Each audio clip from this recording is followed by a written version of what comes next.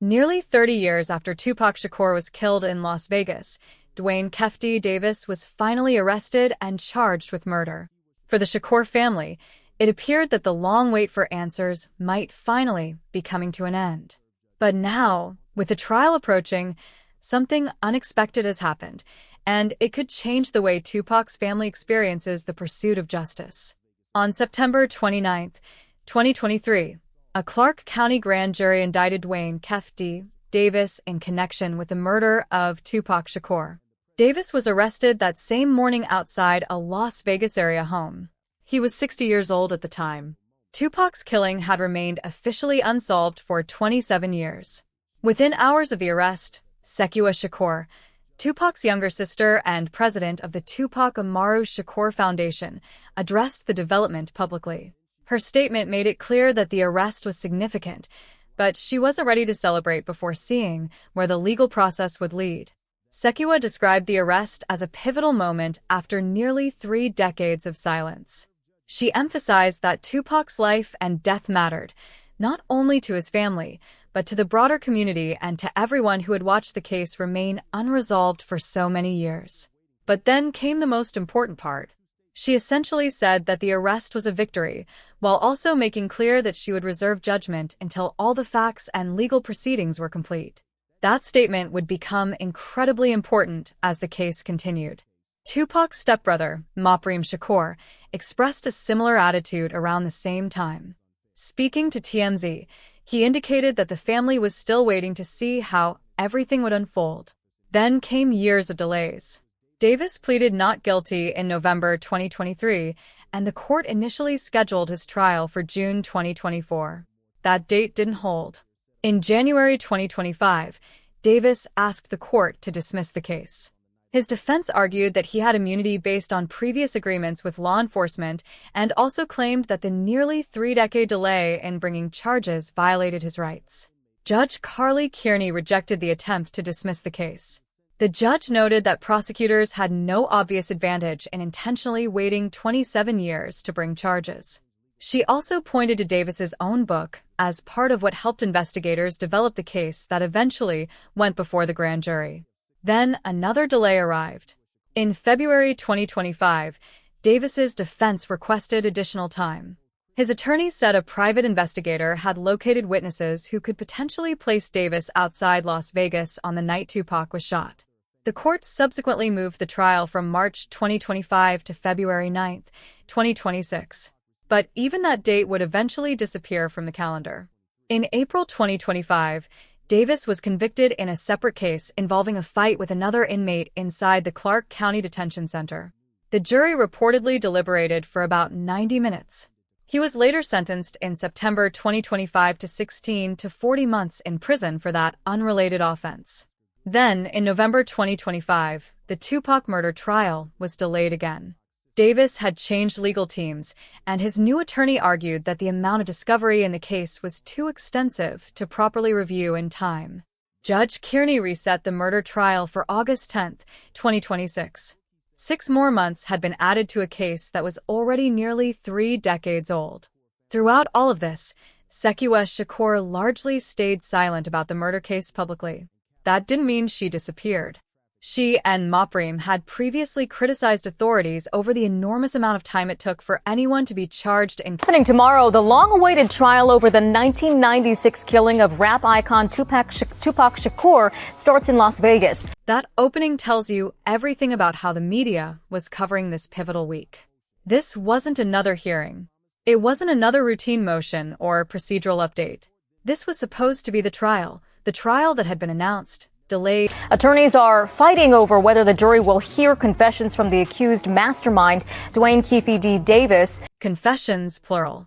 That single word carries enormous weight, and we'll break down exactly why in a moment, because so much of the prosecution's case appears to hinge on what those alleged statements could establish. But the report... Death Row Records founder Suge Knight is on the witness list. The man driving the BMW that night was the only other surviving person who was inside either of the 2 vehicles involved in the shooting. He was also struck by gunfire, but survived the attack. Today, he is serving a 28-year sentence in a California prison for an unrelated homicide. Davis claims he was tricked into talking, but prosecutors argue he proudly repeated his story for profit. Was he tricked or paid? Was he pressured into speaking, or was he simply trying to profit from the story? That is the central crossroads in this case, and ultimately, Those close to the case say reliving the tragedy hasn't been easy. What came next was the part of the footage that spread the fastest. For the first time, a member of the Shakur family spoke in a direct and unfiltered... It has been rough, as it would be for anyone revisiting a situation like this. There's no theatrics in the way it's delivered. No shouting, no exaggerated emotion, just the quiet exhaustion of a family that has spent nearly 3 decades answering the same questions. You know, over the years, we have found ways to cope with the trauma, with the drama. Trauma and drama may rhyme, but they represent 2 completely different realities. For the Shakur family, both have been present in overwhelming amounts. There is the private pain of losing a 25-year-old son and brother, and then there is the... And try to still continue on and have a full life, you dig? You dig. Hold on to that phrase. It's more than just a casual expression. It has become a verbal fingerprint connected to a very specific member of the Shakur family, a person whose identity becomes important as this story unfolds. The segment then shifted back to what was about to happen inside the courthouse. Jury selection, along with the major evidentiary questions still hanging over the trial. That same Shakur family member later gave a longer interview around the same time, providing more context behind the shorter, viral clip. They described the past 30 years as exhausting and deeply stressful for the family. After waiting decades for the case to reach this point, they acknowledged that sitting through the testimony could be re-traumatizing. Still, there was cautious optimism. The family member said they hoped justice would finally be served, that the trial would be fair, and that the truth would ultimately come out.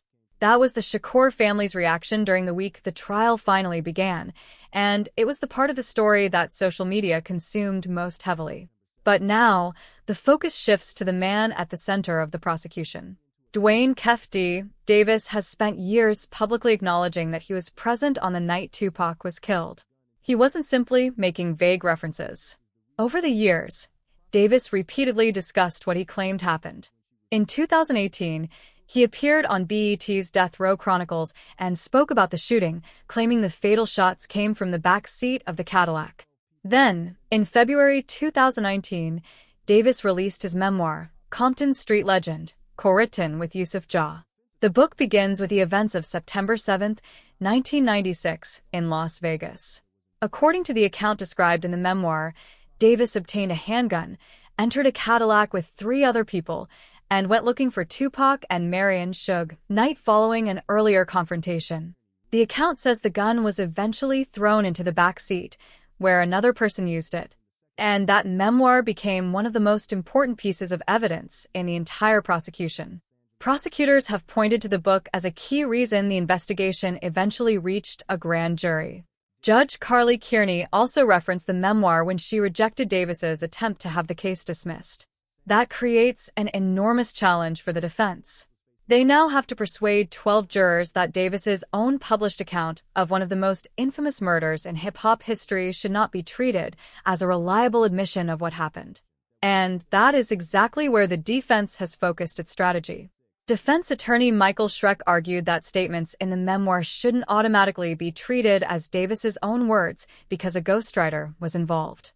In other words, the defense has questioned... We just wrapped up an interview with Duane "Keefe D. Davis just a couple of days ahead of his murder trial for Tupac Shakur. Days out from the biggest trial of his life with both of his prior accounts already ruled admissible. Davis agreed to sit down. Basically, he kept saying that he is innocent. I brought up this book that clearly has his name in it. The book, his book, with his name printed directly on the cover, was brought into the room. The reporter didn't just mention the memoir. They brought a physical... It was brought up in court and could be used as evidence in the trial. Not could be, would be. That ruling had already come down. There was detailed sentences about the night that Tupac Shakur was murdered. The details are what make the situation so difficult. A vague story can potentially be dismissed as exaggeration or empty talk. But a detail... Davis was kind of upset that I kept bringing it up. He threatened to walk away from the interview. He had agreed to sit down for the interview. He had voluntarily chosen to speak on camera. But there was one subject. If I asked one more question about it, kept saying that he was not in Vegas that night. Not in Vegas. That was the foundation of Davis's alibi. He has told reporters that he was roughly 300 miles away in Los Angeles on the night Tupac was killed, and he told... That night was also the Mike Tyson fight, and then I brought up this picture. September 7th, 1996. That night, Mike Tyson faced Bruce Seldon at the MGM Grand in Las Vegas, and Tupac Shakur was there to watch the highly anticipated... You see, he clearly says that me and my sister at the fight, I showed this to him. A photograph printed in his own book captioned in his own voice, placing him at the Tyson fight on the night. He says he was in another state. He says that was a picture taken on New Year's Eve. It's September. Why would he be wearing a long coat? Davis told the crew that the photograph was actually taken on January 1st, 1998, at the Sheraton. He questioned why he would have been wearing a suit, overcoat, and hat if the photo had really been taken in Las Vegas in September. But he kept saying that he's innocent and he will testify if he feels like he has to. And if Davis has to face the consequences, this is the courtroom where everything will ultimately be decided. The Regional Justice Center at 200 Lewis Avenue in downtown Las Vegas was never designed for the kind of attention this case would generate. By the morning of Monday, August 10th, 2026, the 8th Judicial District Court had already acknowledged that demand for seats would dramatically exceed the available space. The court introduced a daily seating lottery for members of the public hoping to enter the main courtroom. Anyone wanting a chance at a seat has to arrive at the overflow area in room 2421 at least an hour before proceedings begin. And getting a seat one day guarantees nothing the next. Everyone who doesn't make it inside can watch a live video feed from the second floor. Judge Carly Kearney is presiding over the case. Davis, now 63, faces a single murder charge involving the use of a deadly weapon and allegations that the killing was intended to promote, further, or assist a criminal gang. If convicted, he could face life in prison without the possibility of parole. Davis has rejected a plea deal. Jury selection is expected to take as long as a week, while the trial itself could last 4 weeks and potentially stretch to 6. But here's the important part. The prosecution's case is narrower than many people might assume. Prosecutors are not claiming that Davis personally pulled the trigger. They never have. The trial may never establish with certainty who actually fired the shots that killed Tupac Shakur. Instead, prosecutors are expected to argue that Davis helped orchestrate the attack and supplied the weapon used in the shooting. The other 3 men who were inside the Cadillac with Davis are now dead. Orlando "Baby" Lane Anderson, Davis's nephew and a longtime person of interest in the shooting, was killed in an unrelated Compton shootout in 1998. He was never charged in Tupac's murder. DeAndre "Freaky" Smith and Terry "Bubble Up" Brown have also died. That leaves Davis as the only surviving member of that Cadillac. And in a strange twist, his own previous statements have become one of the prosecution's most important pieces of evidence. The state is expected to call between 35 and 45 witnesses. Among them is Leonard Jefferson, the California man who pulled alongside the BMW and captured what is believed to be the last known photograph of Tupac alive. Another expected witness is Duane Lee, who has ties to the South Side Compton Crips. Lee previously told the grand jury that rival Crips and Mob Piru sets were connected to the Bad Boy and Death Row camps, respectively. He also testified that Davis was in charge, that Davis handed a gun to Anderson, and that Anderson eventually passed it to Smith because Anderson did not have a clear shot. But there is an important limitation. Lee was not actually present on the night of the shooting. The witness list also includes Malcolm Greenidge, a friend who was traveling with Tupac's entourage, as well as Reggie Wright Jr., the former Death Row head of security whom Davis has publicly accused of organizing the killing. Yusuf Jah, the co-author of Davis's memoir, is also expected to be involved, along with Kirk Burroughs, a former Bad Boy Records executive. Another potentially significant name is Rasha Smith, who was dating Orlando Anderson at the time. And then there's Suge Knight. Knight was driving the BMW when Tupac was shot and is listed as the only other surviving eyewitness from either vehicle. His testimony could potentially be extremely important, but Knight has previously indicated that he does not intend to testify. Interestingly, Davis's own attorney has suggested that Knight could actually be a useful witness for the defense. The defense is expected to present a much smaller case. One of its key witnesses is reportedly an expert specializing in false confessions and coercive interrogation techniques. That tells you a lot about the defense strategy. The argument is essentially that Davis's repeated accounts of the shooting should not automatically be treated as reliable. The defense wants jurors to consider whether Davis was exaggerating for money, manipulated by investigators, or otherwise pressured into making statements. His attorney, Michael Schreck, has taken the case pro bono and has publicly maintained that his client is innocent. Now look again at the witness list. Sekyiwa Shakur, Mopreme Shakur, Nefertari Cox. 3 members of Tupac's family appear on a document filed by the state of Nevada. That doesn't necessarily mean every one of them will testify.